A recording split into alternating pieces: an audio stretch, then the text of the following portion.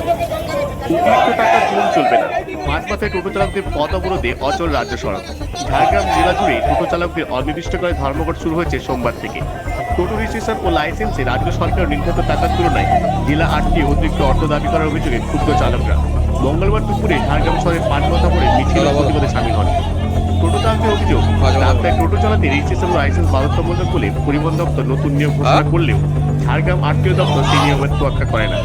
একাধিক অজুহাতে অতিরিক্ত টাকা ধার্য করেছে, যা এক লাখ দেওয়া তাদের পক্ষে অসম্ভব। তাই টোটো চালকরা বাধ্য হয়ে রাস্তায় নেমে প্রতিবাদ চালান। দেখতে থাকুন বিপ্লবী সংবাদ দর্পণ ডিজিটাল মিডিয়া পেজ।